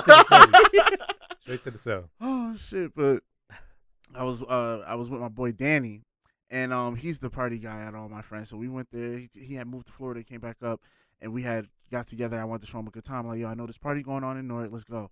It's at the Robert Treat Hotel. We go there. Man, I'm talking about, this was the best party I ever been to in my life. I was in such a good fucking mood. Me and him, as soon as we walked in, I cannot make this up. Girls literally grabbed him and grabbed me, and they just started dancing on us. It's a sorority party. Hey. As soon as we fucking walked in. And it was just so lit. You know what I'm saying? I had so much fun. And then I see this girl, Caramel, with some curly brown hair. Woo. Ripped jeans, ass was looking fat. I'm like, oh shit. Kind of girl you just want to take her panties and make a soup out of it. You know what I'm saying? Make a whole soup. Keep going. I pull up on her, no words. Just pull up on her and started dancing with her. You got her like that? No words. Just pulled up on her, started dancing with her. She was dancing on me for like 3-4 songs. I'm sorry. Is it wrong that I'm picturing the music video for Yeah from That's what it was like, though. But that's what it was like. I swear, I wish I had one of those pinstripe button-ups and a fucking blazer. Next thing you know, everybody in the club start doing a synchronized dance. With the A-Town hat. By the way, you probably had the worst fit on back then. I ain't gonna lie. 24 years old. What year is that? All right, that was 2016. That was probably the worst 2016. Fit. I had on the blue button-up. It was baby blue with black pineapples. And I was wearing my best Jenko jeans. I had on some skinny jeans. They were black and ripped. And I had on a JOTF hat. I was wearing Lugs boots. You was a visionary. You had the JOTF hat. I had the JOTF hat. So it's just funny because then we ended up, talking, and I actually got more than one girl's number that night, and she saw that, and later on, she asked me, she's like, what made you feel like you had to get more numbers? And I kept it real. I was like, hey, this is a fucking numbers game, You gave me he who has the most wins. I didn't know if we were ever going to really see each other and hang out again. You were the only one that was the most consistent out of all the girls I talked to that night. Ended up being in a 4-year relationship with the girl that I met that night. And, we graduated that next year. She moved back home to Maryland, got a job in D.C., and I got a car specifically because I wanted to be able to drive out down there to go see her. And that's when I started doing Lyft. And all through that, I just poured so much energy into trying to be with her, trying to be there and show up. And it was so exhausting. I got to a point, and on top of that, I was being faithful. Like, I was passing up girls, and, I'm a musician. I'm doing podcasts. But that's a sign. You actually gave a shit. You were invested. I was totally You see the difference, how it naturally came? Yeah. And it was definitely, worth it because whenever we were together, we had a great time. But things started to fall off when she really got really deep into her job, and it became more demanding. And she would be so tired. She had a very demanding schedule, so it would be like not that much energy left for the relationship. Yep. And then on top of there being distance, and then when I was there, I wasn't getting the energy that I needed. I didn't get the affection, oh my God, you're here. Like, that's what I needed. But she was already so exhausted from her work week. By that time, she was just ready to sit down and fucking watch TV. And I didn't like that because it felt like she was acting as if I was just there yesterday, and I didn't like that. Well, that's the problem with dating when you're in your 20s, when you're young. People that they want to pour all their energy into the career, which understandable, which is fair. Yeah, but at the same time, like, how do you expect to have any kind of serious relationship? Exactly. Right. Yeah. How can anything survive when you're gonna give all your time and attention to the career? So ultimately, I had to choose myself. You know what I'm saying? I wasn't happy. I was so depressed. I was so depressed because I wanted that love from her. I had other girls available, but I didn't want them. I wanted her. Like that feeling you had when you saw your wife, that's how I felt when I saw this girl. Like she was the prettiest girl I ever like dealt with, like from head to toe. It was just so bomb, had a great personality, everything. And later on, as we got to know each other, there was an emotional disconnect, and what I needed, what was a priority for me, wasn't a priority for her. But you know what, though, at the end of the day, if she had felt the way you felt, then for her to make time to make the relationship work, it wouldn't have been a question. Right. So as much as it sucks, as much as it hurts, it's the course it had to run. Like, hey, it was good while it lasted, and it's done now. But if you want to feel a little better, I had a similar thing happen where a girl left me because of her career, but she was a fucking waitress. So, I didn't feel like, oh, great. I feel great now. It wasn't like she had a real job. She that was her way of saying, like, yeah, no, I'm not into you anymore. I'd rather go bang other guys. Shit. That ain't never happened to me. No? I've had some heartbreak in my day. I never had heartbreak. I never, I don't know, Never had your heart broken? Never? No, I don't think. I mean, how do you know who you are? How can you write that book in good faith? I don't know if I've ever had, I've never had a breakup where it wasn't mutual. Kind of mutual. Oh, really? Okay. I mean, there's a lot to be learned when you get rejected like that. When you get basically dumped. Yeah, I've never been. I mean, it hurts, but there's a lot to learn. You find out what you're made of then. Maybe. Toughest fucking guy. Next thing you know, he's crying himself to sleep 5 nights a week. But I've cried during the mutual breakups. I never really wanted it, but I knew my role in that contributed to that breakup. So that was kind of the hurtful part. It's like, damn, I played a role in this shit ending. But let me ask you this: was it your idea to end it? Well, I had thought about it, but yeah, I guess maybe she brought it up first. So maybe I did get dumped in a sense. Maybe she said it first, but I was thinking about it. Yeah, if you want to get technical. Yeah. I can't remember the last time I got dumped. I did a lot of dumping, but it still hurt. Like my last relationship, I did technically dump her or whatever, but I tried to get back with her though at one point, and she was like just saying, you need to focus on you. And it was just like, I knew when she said it that way, it was just like, yeah. And the fact that she doesn't hit me up unless I hit her up, like she doesn't ignore me. If I hit her up, she's going to reply. But if I don't hit her up, I'm not hearing from her. Yeah, she's not drunk texting you. No, and shit. Yeah. She's living her life. She's doing what she's got to do. She's back in school, getting her master's. So it's just like. That's a sign. It's a sign that she's moving on. She's making it. She's not even worried about dating. She doesn't care about that right now. But the thing is, I already knew and had that vibe when we were in a relationship. I just felt like she wanted the relationship. She wanted the man without the responsibility of the relationship. She enjoyed my company. She enjoyed the sex. She enjoyed having somebody. But the emotional responsibility that came with it. Yeah, as soon as you need something more from me, yeah, I'm not there anymore. That's what it was. Yeah. And I was thinking about this. Like, I think why I've never been dumped, or maybe I don't even acknowledge if I have, is because I emotionally detach before it happens. Like, I feel I don't want to be with that person before it actually happens. You think you see it coming?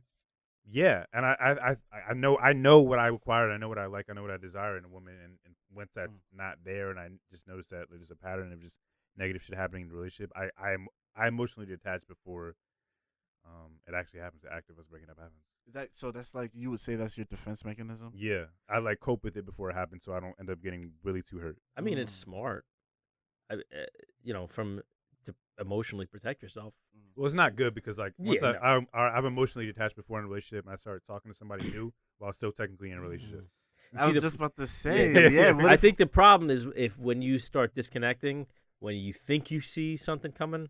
Yeah, and then you're wrong. And then even if it wasn't there, you just manifested that. I do overthink like crazy. Yeah.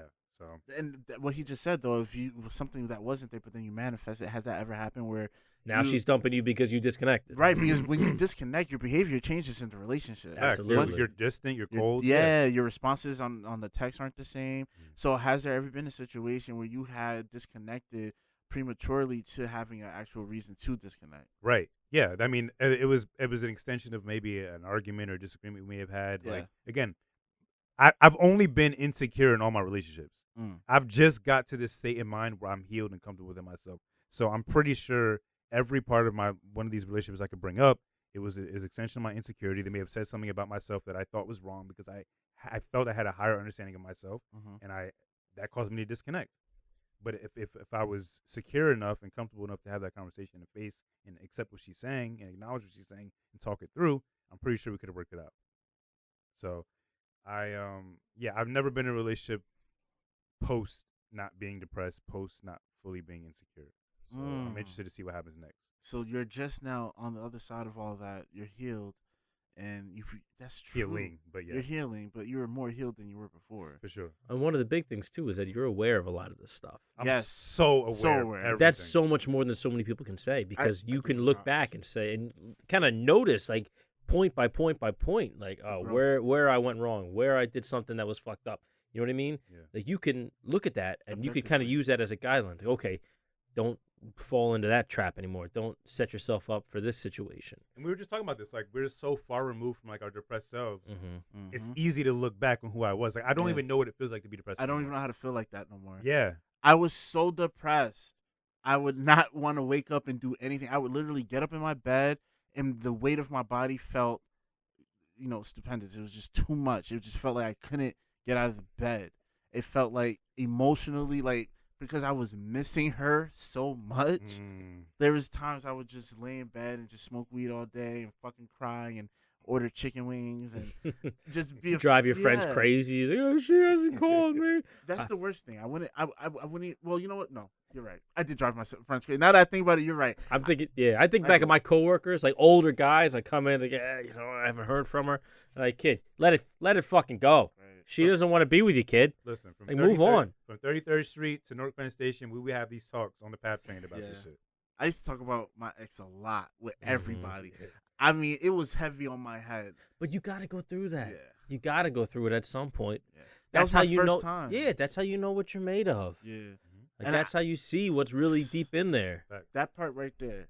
I've told my wife, I've told girls I've dated, I don't respect, I don't want to date a girl that's never had her heart broken, because then she doesn't respect the power that you have over somebody. Yes. When you're really in love with somebody, like what real love is giving someone the power to destroy you and having faith that they won't use it. Right. You know what I mean? So if you don't respect that power that someone's giving you over them, then how can you be trusted to use it responsibly? Yeah. You know what I mean? If people don't know what it feels like. So it's just, I love you today and tomorrow I find someone else. Exactly. You know what I mean? That's like, well, that's easy for you, but you just fucked my whole world up. Exactly. Like, I don't want to put myself in a situation where I'm setting myself up for a letdown. Yeah. So you can go make a jerk out of me and post pictures on Facebook of you making out with some other dude on New Year's Eve. That was a little specific, but that was extremely specific. I'm like, damn, that sounds like a real situation. Yeah, that shit happened to me. That hurt. That hurt. But you know what? You learn from it. You grow. Now I recognize that. But I could also look back and say, all right, what was I doing in that situation that made that person feel like she needed to get away? You know what I mean? And I was a needy little fucking pussy. I think when you recognize your part in situations, it kind of makes it easier to deal with. Yeah.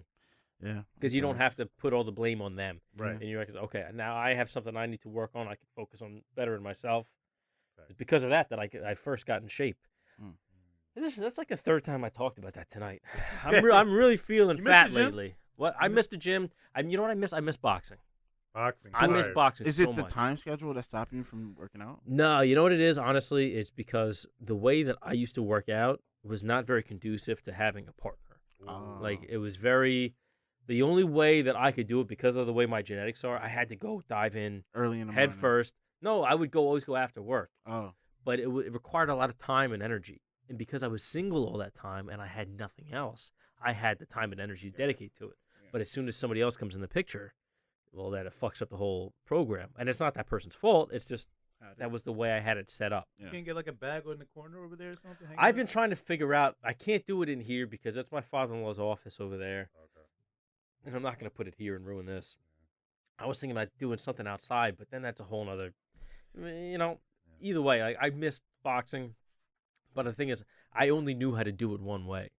So now that my whole life has changed, now I have other responsibilities of people that actually want to see me when I get home from work. Like, how do I divvy up that time? So for a while, it was all right. We were working out together. We used to go to Orange Theory. Fire.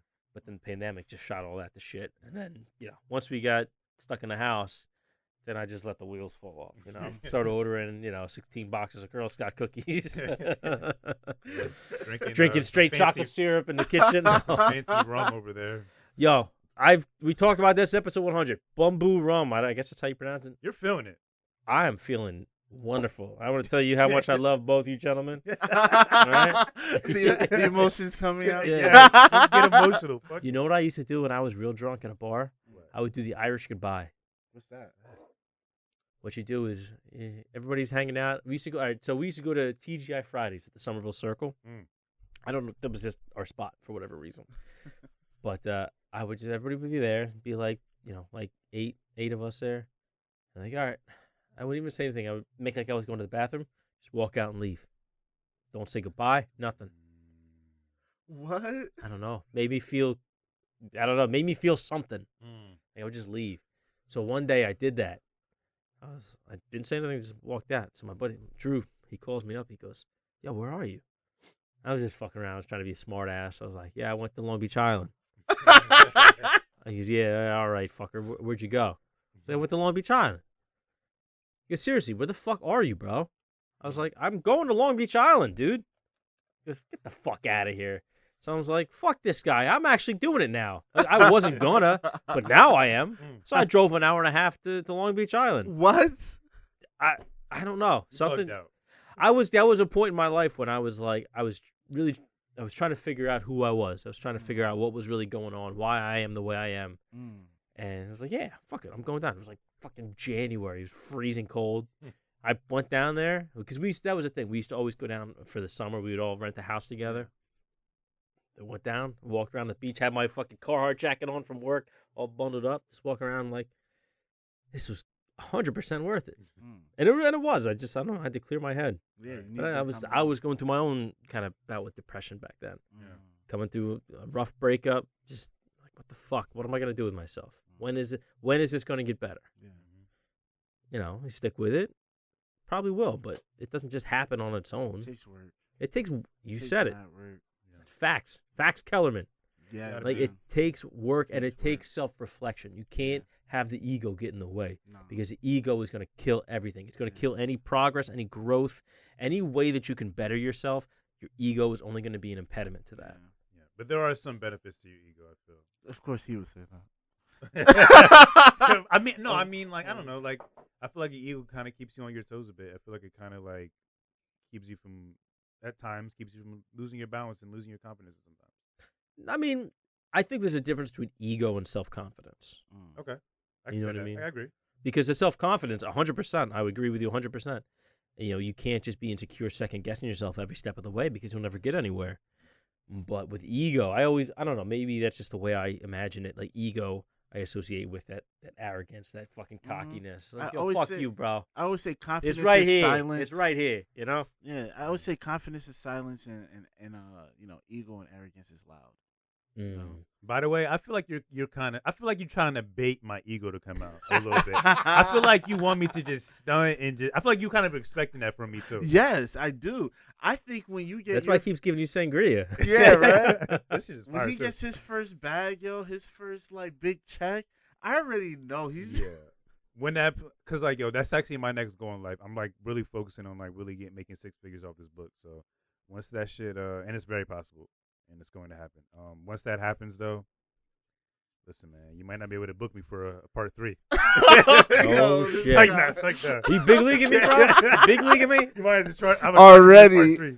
No. That's all right. Me and CR are going to drink sangria with just the two of us. That's all He's right. going to get a new co-host for the show. I'm like, damn, what happened to my job? CR's going to get another 10,000 followers. You're going to be, yo, fuck you. I'm not coming over no more. Nah, never. I only drink Crystal Skull vodka now. Yeah. Never. Yo, y'all crazy. Never. Yo, is there anything on that laptop? My bad. I didn't mean to cut you off. It's recording. That's Shit. It's running Adobe Audition right now. Yeah, I know what's going on over there, man. Nah, I usually keep my notes on the phone, but I haven't needed them tonight. Never need no freestyle. Nah, you guys are princes. You know, you make it fucking easy. Thank you, sir. But that's why you guys are content creators yourself. Yes, we love to. And it shows. You know, it's one thing like I have like a friend over here. Like I've talked to people like on here that are not podcasters, don't do that shit for a living. So it's not as easy. With you guys, it's a natural, ebb and flow. It's a give and take. You make it easy. So you're another podcaster's dream. You're not so bad yourself, man. You do a good job being a host here. I'm just Thank saying. you, sir. You set the vibe, you set the environment, and you totally make us feel welcome every time we come here. Well, you are welcome. Yes, it's not trying to make you feel that way. We It's are. the truth. Yeah. It's genuine. It was an honor to come back. When you hit me up asking us to come back, I was like, fuck yeah. The first time was great. Let's come back. I told you we're going to do round 2, so man of my word. Honestly, it would be better if we could have music playing in the background when we do the podcast. But we got to get you on our show in our studio. That's next. He had us here twice. We have to have him on. April, sometime April. Let me know. I'll be there. Bet. All right. Baby won't be here till the end of May, so I'm free. All right. Oh, bet. All right. So let's put a pin in it. Round 3, you'll be on your turf. All right. Let's say that. All right. So before we go, let's give them those plugs. What do you want to plug, guys? All right. Go ahead. You go. Jeff, first. go ahead. Yeah. So my first book, The Avenue: A Personal Dictionary, is available on Amazon. It's actually still sold out on Barnes & Noble. We're working on that. So if you go to Amazon.com, type in The Avenue: A Personal Dictionary, you can grab the ebook version for $2.99, the paperback version for $15. Follow me on Instagram at TheAv360, Twitter, THT, That Ambitious Guy.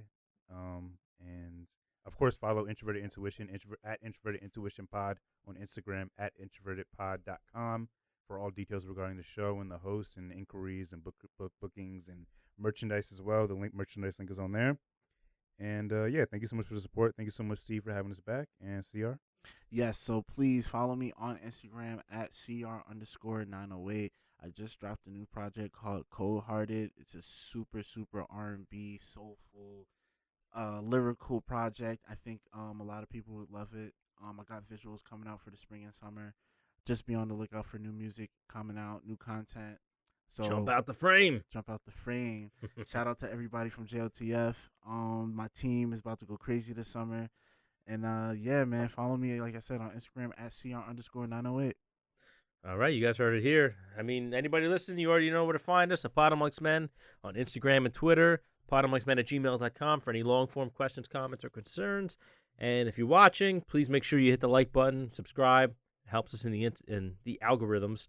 And if you're listening, you guys already know where to find us, but you can find us on Apple Podcasts, Google Podcasts, Amazon Podcasts, Spotify, SoundCloud, iHeartRadio, Stitcher, wherever you get your podcasts, we are there.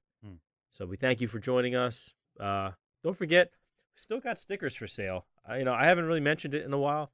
Buy the fucking stickers, guys. I didn't make them for nothing. The fuck is this? I got one on my laptop. You're gonna make a jerk out of me here. What the fuck? All right, anyway, we love you guys. Thank you for listening. Thank you for watching. We'll see you next week.